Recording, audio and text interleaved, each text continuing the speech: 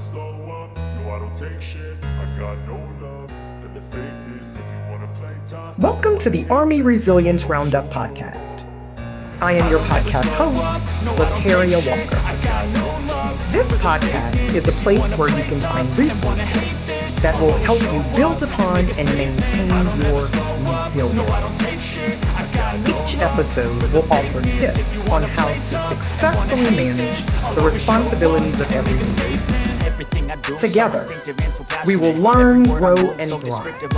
Together, we are resilient.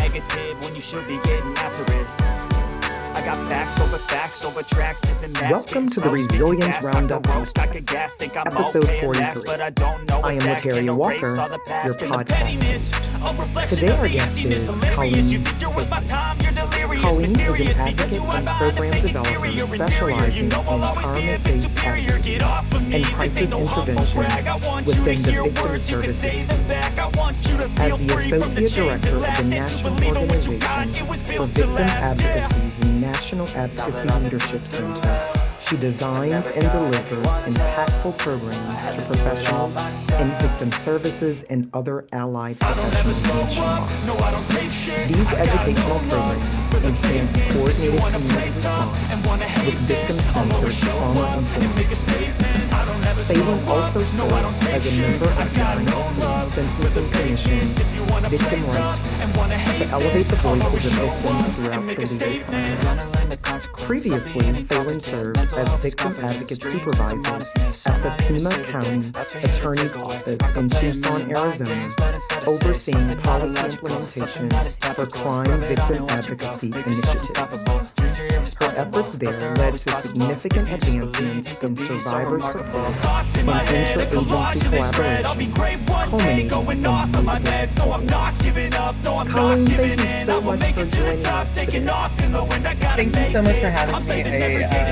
I'm so excited to talk about one of my I just appreciate you having me. Absolutely. So this episode's topic is the professional advocate, ethics and practice. So let's jump right into our discussion here. I have to say, one thing that really jumped out at me from a recent webinar that you presented was the idea that ethics isn't about having the perfect answer. In the military, we're often conditioned to look for the right answer or the correct course of action. That's just kind of the way it is. When it comes to victim advocacy, why is ethical decision-making often less about finding the perfect answer and more about navigating competing responsibilities and human realities? I think one of the challenges when we think about advocacy is in some ways it's a less of a black and white field than other things. My father was an aircraft mechanic in the Air Force, and there's a right way to fix a plane. There's certain steps you can take, and it's sort of spelled out. When we're working with humans, we all come with so many different experiences. And while we can generalize about steps that should happen and pieces of conversations, at the end of the day, if what we're looking at is a checklist, then we're not seeing the person in front of us. And so often I think as we work with folks, we realize what works for one person will not work for another. And that flexibility is where I think I really fall when we think about the idea of what's right. There are certain rules and regulations and policies we have to follow, but when we're looking at a person in front of us, in order to be ethical, we have to consider their unique needs in this moment, especially when we think of interpersonal violence and the way that the dynamics of sexual violence or domestic violence can appear. One of the pieces that's so important for us is to recognize that we don't know the full story, but the person we're talking to does. They know what has worked and what hasn't. And for us to create a space for them to share that is really far more ethical than us saying, let me tell you what worked for 9 out of 10 people. So I'm pretty sure it'll work for you too, when it very likely will not. It's challenging when we come from arenas where there are some very clear answers. And then we look into, a very different thought process. And so for me, I think it comes down to that. It's the human factor, that humans are individuals. Many of us have probably lots of loved ones and family, or loved ones, family, close friends, and they will make choices that we do not agree with. And we can sort of navigate that. Sometimes it frustrates us, but I think when we're working with victims, it's no different. People all have different ways they navigate in the choice that makes sense to them based on years of interacting in the world. And so for us, it's really navigating that impulse to make the right choice into creating the right space for somebody to make the right choices for themselves. I love that. Wow. For many soldiers, the decision to seek help can be one of the hardest choices they'll ever make, right? Mhm. Um, and trust can take months to build, and only moments to lose. We've seen that in so many cases. From your perspective, what are the ethical behaviors that build trust most effectively with victims and survivors? And what are the common mistakes that can unintentionally damage that trust? Yes, absolutely. And I'll kind of separate this as I answer into two separate ways that I think about it. One is what is trust building? How do we create a relationship with somebody?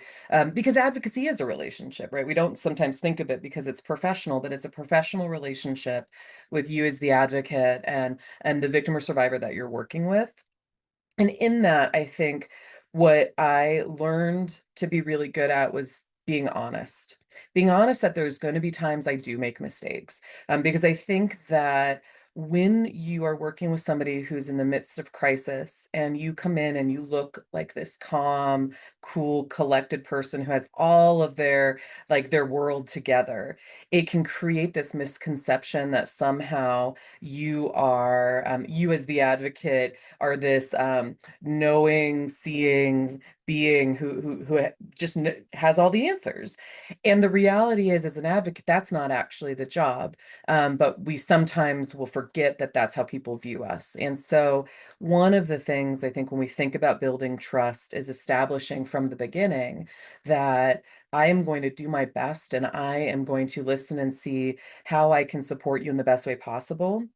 And I also know that sometimes I may not meet the mark that I set for myself, and I hope that we can work together to make sure that we can kind of adjust that. And so I would have that conversation because I knew that there would be a time that I would have competing priorities, that my intent to call somebody back on a given day would get overridden, regardless of, when I said that thing. And what I found is that when I built that kind of relationship with folks, it also took the pressure off of them if they made a mistake as well. I mean, I think we often work in high pressure environments, and when you experience victimization, you think that somehow you're supposed to show up still in this very clear way, but we know that trauma impacts our ability to navigate certain things. It also means that we will sometimes lean into the person who's helping us to solve problems. And as advocates, that's where we have to draw the line and make sure that we are establishing honest communication.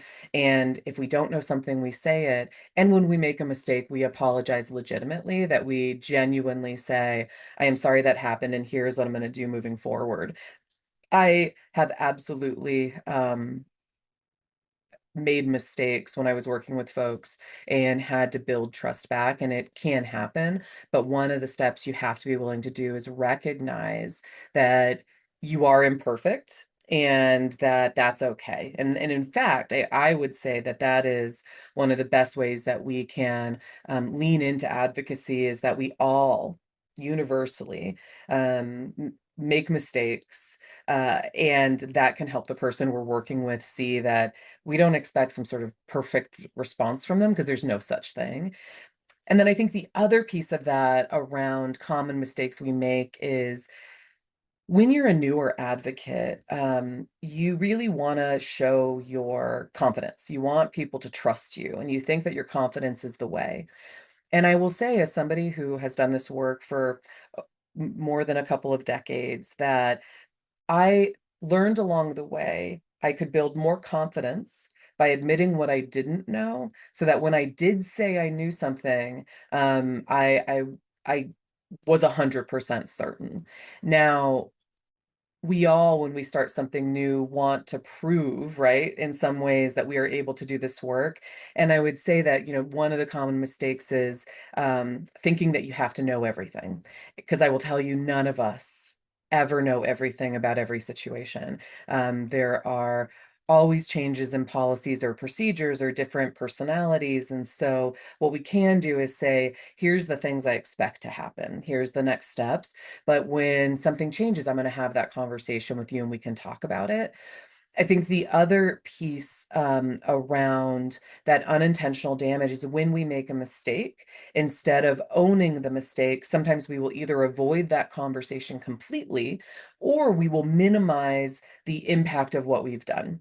And I think what we really should endeavor to do in those moments is hear the feedback, sit in the moment, and consider what are the different ways that we could have responded. There's a chance that there's nothing that we would change, but oftentimes what I've found is there were different nuanced ways I could have the conversation. And this isn't so much to second guess yourself constantly or to beat yourself down, but instead it's to actually then build the confidence that you want to have. And over the years, I certainly put my foot in my mouth more often than I would like to admit. But as soon as something came out of my mouth that I recognized was harmful or just dumb, sometimes it's just dumb, I would say, like, that was really stupid. That is not what I meant. Let's reverse back real quick. Wow. And I want to explain what I meant by that. And what I found in those moments is that my humanity was what connected me more deeply with the people I worked with Uh, versus my perfection. wow. And so I think that for me is that push-pull of, I want you to know I'm a competent professional, but I also need you to know I'm human. And I think that oftentimes was far more powerful for the people I worked with. I can totally see that, man. Humanity over perfection. Mhm. That's really powerful. Wow, thank you for sharing. Absolutely. So I've had the pleasure and the honor of working with you, throughout a few webinars.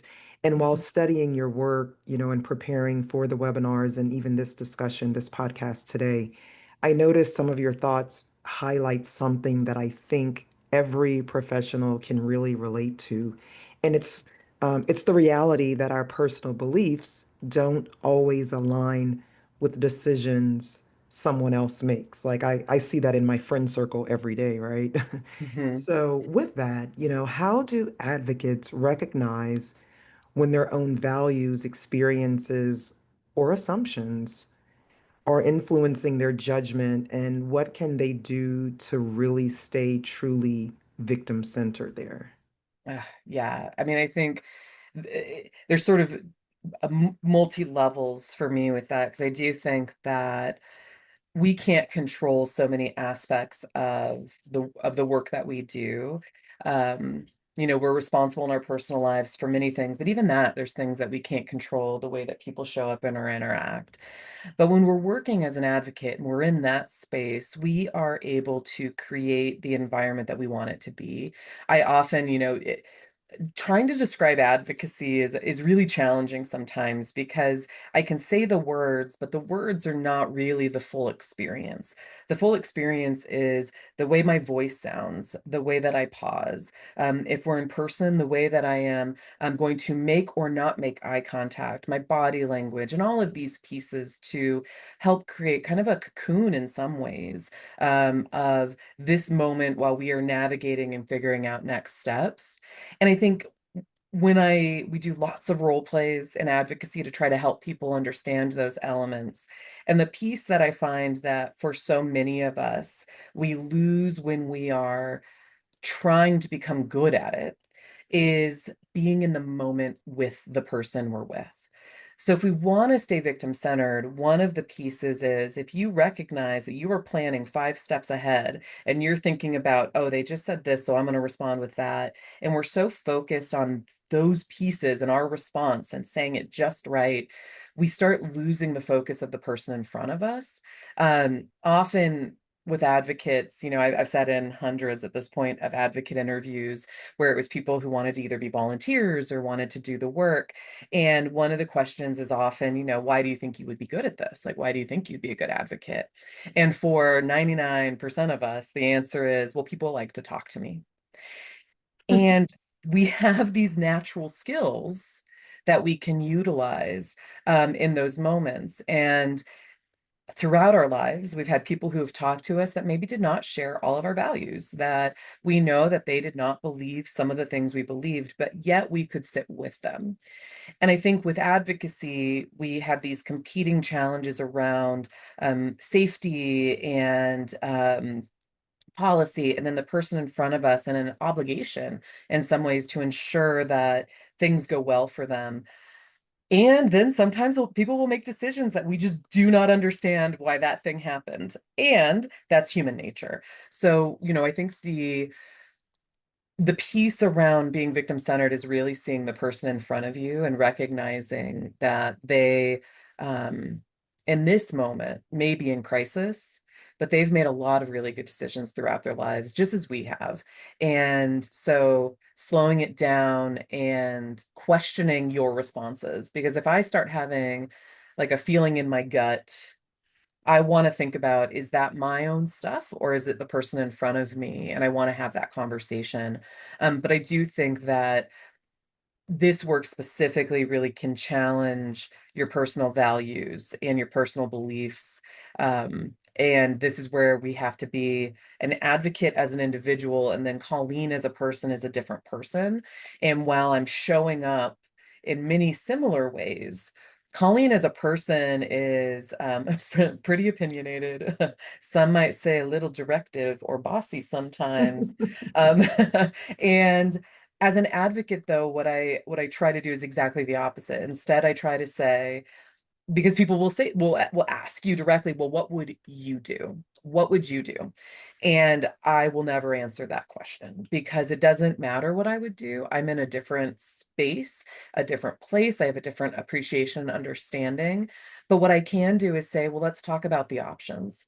Let's talk about what you could do and what are pros and cons for each, and create that kind of space. But I think it's whenever we feel, at least for myself, the way that I internalize it is, if I feel so definite and the person in front of me is not picking up what I'm putting down, and they're sort of like it, and I don't want to even use the word resistant, because it's not that, but they just seem like they're not engaged quite the same way, then I want to step back and say, what happened?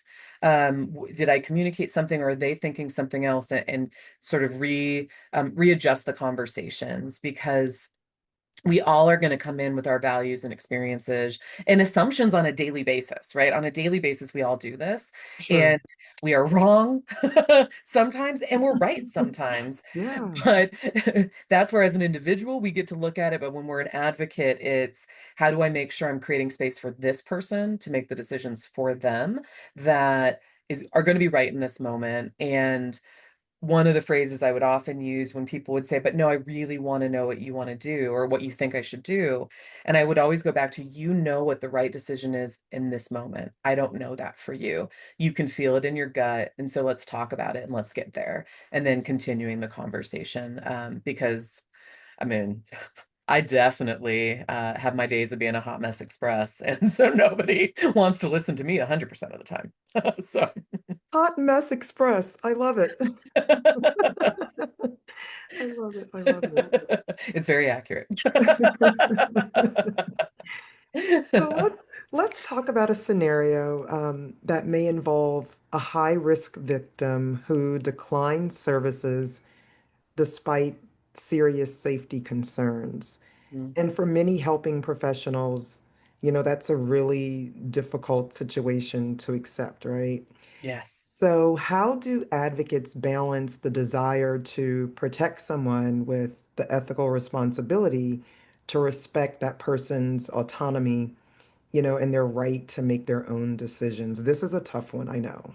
It is, and I, I go back and forth sometimes in my head on how to manage like sort of these moments. And I've sat in them many times. I think it's, What what is so important when we think about safety is that we can have all of the research and experience in the world and still not necessarily see all of the pieces in front of us. We're endeavoring to figure that out. We do review of homicides, especially in domestic violence, to try to figure out where the system could be better. One of the things I think as an advocate, especially, if we think of folks who are doing this as either a collateral duty or somebody who, law enforcement partners, people who they chose a profession where they want to protect people, like that was part of what they want to do. It's hard to say, well, I'm going to respect you making your own choices, but it's exactly what we need to do. However, I do think that in those moments, there are ways that we can include pieces of education and we can validate and normalize some of what's going on. Research helps us understand that it takes a lot to leave.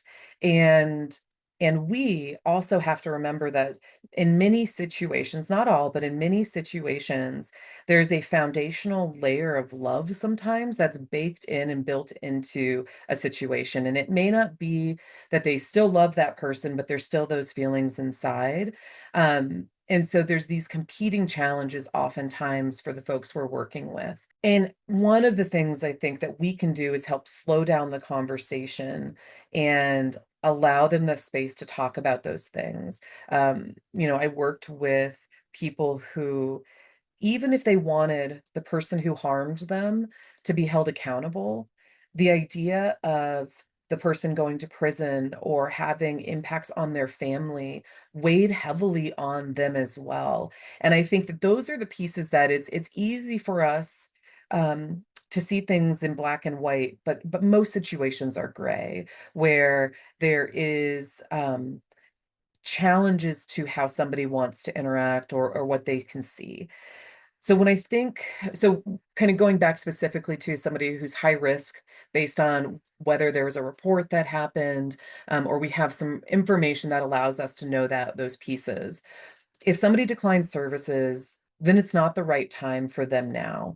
It doesn't mean, however, that we can't make sure the door is open. That is my standard response, really, whenever we think about this work, is if your response closes the door on somebody getting help in the future, then you have not helped with safety.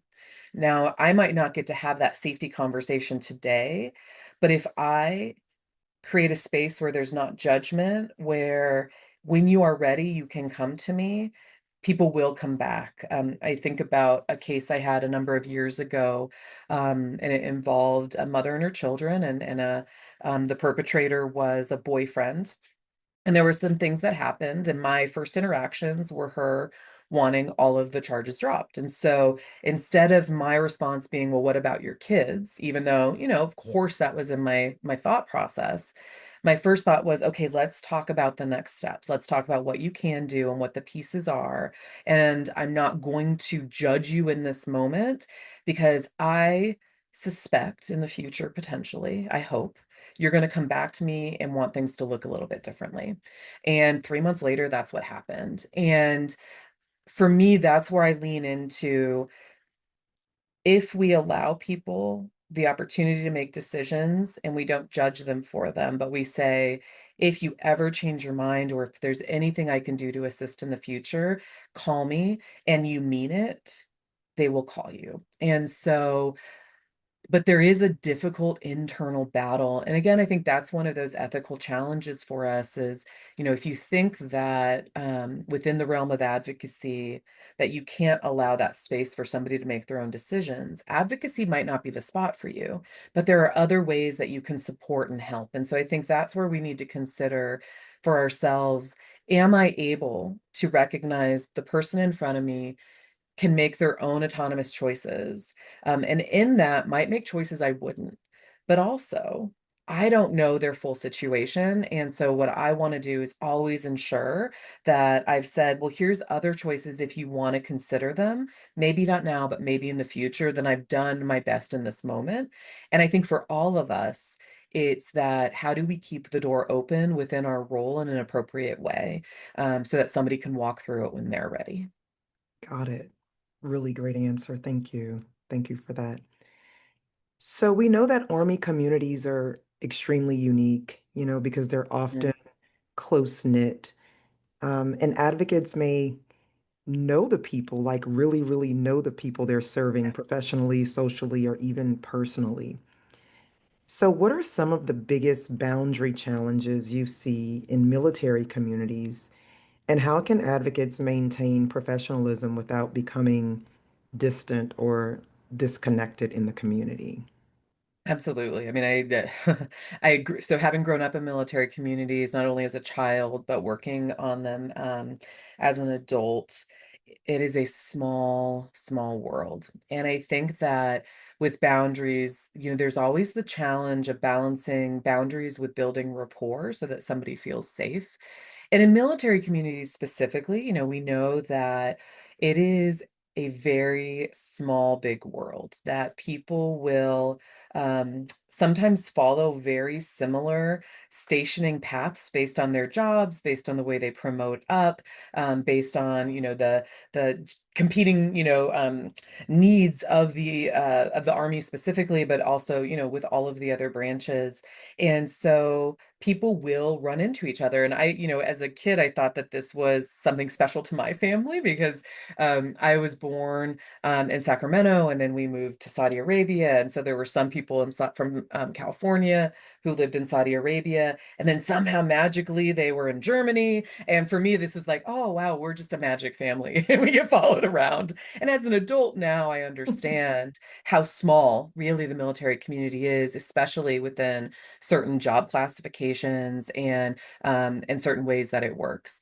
And I think that is a pro and a con, right? Like I think that that is incredible because it means that if you establish healthy and good relationships throughout your career, then you can be seen as somebody who is a safe person to go to if something does happen. However, again, we are all humans, which means, when you're looking at somebody who gets in the military, my father enlisted when he was 19 years old. 19-year-old fought my dad at 19 versus my dad at 43 are very different people. And for all of us, allowing people to become more professional, to grow, and not always harken back to maybe the social experiences or personal experiences you've had in the past, that we all have this opportunity to grow and change, including ourselves. And so I know one of the things that can be so helpful in that space is recognizing maybe when things haven't gone well or when you've seen something change in a relationship. But if you want to serve your community in a certain way, acknowledging that for the folks that you're trying to serve, that I may not have always shown up as the leader I wanted to be. I am doing that every day. If there's something that you want to talk to me about, I'm here. And if it's something, and creating that open space, I know in the military world, there's a reason for hierarchy. There's absolutely a need for for leadership to stand in certain ways. And I think as advocates, sometimes we have to step a little bit out of those pieces to say, and I'm human too. And so with that, I've done training, I've learned and acknowledging. And then I think it's having a conversation when you're working with someone. So I live in a big, small community here in Tucson. And one of the things I realized as a rape crisis advocate when I was going to the hospital is I didn't know where I would run into people in the future. So I could run into them at Target. I could run into them in these different places. And that meant that I needed to have a conversation around, if you see me in the PX, do you want me to acknowledge you or not? If you see me here, I won't say how we've met, or, and really giving it back to the person you're working with, but also letting them know we can keep this confidential so nobody needs to know why we know each other. We could have just been, in a meeting together and met. And so having that conversation and making the plan is one way we can help maintain professionalism, and also not feel rigid or stiff or like we are not open. Wow. So, Colleen, I thought one of the most interesting slides in a recent webinar you presented was the list of ethical red flags, the saving, fixing, healing, and solving. Those are words many of us associate with helping people. I mean, that's just kind of the way it is. So, why can the urge to fix someone's situation actually become an ethical risk? And what mindset should advocates adopt instead? Yes, I think this is one of the challenges for most of us when we become advocates, because the reason most of us end up in the room as an advocate is others have told us we've helped them solve their problems or we've helped them fix a situation. And we like that feeling. And then we think, oh, I'm really good at this. I should continue to do it. And in the capacity of a friend, that might be the approach. In advocacy, though, one of the pieces that we have to remember is that the very foundation of the work is empowerment. And empowerment is, it gets tossed around. When I started as an advocate, nobody was talking about it. And then we had this surgence of self-care and empowerment and all this language that happened. But empowerment is really this idea that the person in front of you is the expert in their situation. They know all of the pieces, and what we are there to do is help uplift them so that they can confidently make decisions and move towards the pieces they would like. When we move in and want to fix, what we're really saying is, I think I actually know what's best for you. And we don't. There are going to be situations where people are going to make mistakes, but that is the mistake that they need to make. And so as an advocate, what we should be doing is creating the space for someone to talk through and think through their choices fully with all of the information available. And for me, what that means is, if I want to be in that fixed kind of space, right, where I think that I'm providing fixing options, what I'm really doing is providing all of the available options and opportunities to think through it. What often happens is people will think, oh, there's only one right answer.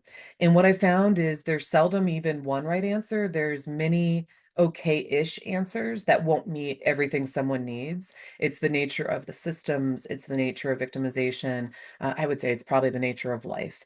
And so for advocates, I think one of the most foundational ways that you can adopt a specific mindset is remembering that the person in front of you is the expert in their situation, and you have skills and resources and information that will help them make the choice that's right for them.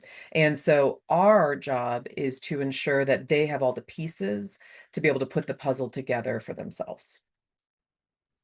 That's a really great answer. Thank you. So, this episode's title is The Professional Advocate Ethics and Practice. So, it suggests that professionalism isn't just what we know, it's actually what we do every single day. So, if you could leave Army sharp professionals, victim advocates, and other helping professionals with one principle that defines a truly professional advocate, what would it be? Okay, let's see if I can. It's there's so many little elements, but I think if we remember what the basis of advocacy is, it will help us to maintain our professionalism. And that is, as an advocate, we are uplifting the voice of others. And within that, I believe that the space we create, the safety that we create in advocacy allows for people to be heard. When people experience victimization, especially when we talk about interpersonal violence and sexual violence, for many years, the reason it has been able to flourish is silence. Because as long as we kept people silent, then the harm doers could keep doing the harm.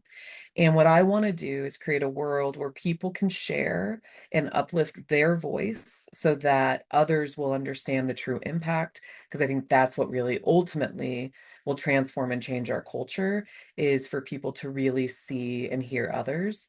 And so I always kind of visualize advocacy as me being sort of, like, I don't know, one of those really strong men from the circus and kind of lifting somebody up so that they can share their voice across, the world. And so sometimes people need that little boost, but they've got the voice inside of them, and it's just me helping them recognize that. And so I think if we can remember that piece, that our job and the principle of elevating voices, it's one way that we can maintain our professionalism and also continue to improve the way the world interacts with all of us. Excellent advice. Before we wrap up, I'd like to leave our listeners with with something practical they can take back to their units and to their workplaces. So, what's one ethical practice or habit that every victim advocate or leader, something they can start doing today that would immediately improve the support they provide to soldiers and survivors? Yes. So I'm going to say this is a little bit of a pivot potentially for some folks, but I think the very core for us to show up is that we are doing well. And so taking care of our own sustainability. One way that I encourage that is reflecting and considering your own emotional being. You don't necessarily need to share it, but one of the things that I encourage folks to do is print up. There's a feelings wheel. There are countless options, and really reflect on your own feelings as you navigate and noting any changes that might happen. This isn't about making yourself feel happy all the time, because that's unrealistic and also not healthy in any way, shape, or form. But it's more about, if you want to show up with to others as somebody who is connected and clear and aware, you actually need to know how you're doing. Because if you're coming in hot and somebody needs calm, you're coming in the wrong way. But if we don't reflect and we can't name that, we're not able to help others. So I would say, one ethical practice, one simple thing you can do is a self-reflection every day about how you are feeling. And what that is really about is creating sustainability for yourself for the moments when you can feel, I am frantic inside right now. I'm feeling anxious, and right now, like, and I need to figure that piece out. Because when you are working with people who are in crisis, they can read anxiety off of you like you're a newspaper. It just is so clear. You can't help somebody if you're showing up that way. And so one thing is for us just to identify how we're feeling so that then we can take the next steps to manage that. And so that kind of vicarious trauma sustainability plan, to me, is one of the most important elements we can do to support soldiers and survivors. In a way that doesn't require you even talking to them, but it's you having that self-reflection so that you know the energy you're bringing into the room and can adjust as needed, or get the support you might need if it becomes apparent you need more support. As somebody who's done that, I've had both experiences where I've been really solid and calm and cool, and I have come in hot and anxious, and my advocacy results reflect directly. So I think ethically checking in with yourself and being clear, it doesn't sound like it's ethical practice, but it is the very foundation of how we show up. And so one of the very basic ways that we can be ethical. Wow, Colleen, you're very self-aware. I love it. Lots of years of reflection. I hear you. I hear you. Is there another takeaway you want our audience to glean from today's episode? I think really it's just thank you for listening and doing the work you do. I am so grateful every time I get to sit in trainings and hear people's work and hear the way that they navigate situations, because those conversations and taking the time, those are the pieces that make you better advocates. It's the folks who really dig in and think about it. I often think, to be an expert, or they say you need to spend 10,000 hours doing something. And for many folks, they come into advocacy as volunteers. That's how I did it. And I am just grateful. I'm grateful that you're taking the time to grow, because that shows that not only is this something you're choosing to do, or maybe a collateral duty that you're choosing to really step into, but it also shows that you want to be the most effective and help in a way. And that, I think, that intent and that push is what will continue to improve the world for all of us. Absolutely. Thank you. Colleen, are there any final thoughts you'd like to share with our listeners before we come to a close today? I can't think of anything else except for deep gratitude, and just thank you so much for having me, and thank you for listening and for all you do. Wonderful. I do want to extend a very special thank you to Colleen Phelan for joining us today. Your expertise and insights helped highlight why ethics, boundaries, and confidentiality are more than professional standards. They are the foundation of effective victim advocacy. Today's conversation reminded us that ethical advocacy is all about empowering survivors to make informed decisions for themselves while building trust every step of the way. To our listeners, thank you for joining us. Whether you're a sharp professional, victim advocate, leader, or soldier, we hope this discussion encourages you to approach every interaction with integrity, compassion, and respect. Until next time, stay informed, stay engaged, and continue making a difference in the lives of those you serve. Thank you again for listening and have an amazing day.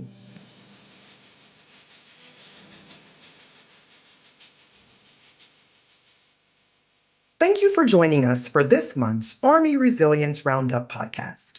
We hope you enjoyed the show. Please continue to follow the Army Resilience Directorate on Facebook, LinkedIn, Instagram, and Twitter. Please note that the views of DPRR podcast guests are their very own and are not endorsed by the Department of the Army or the Department of Defense. Stay resilient.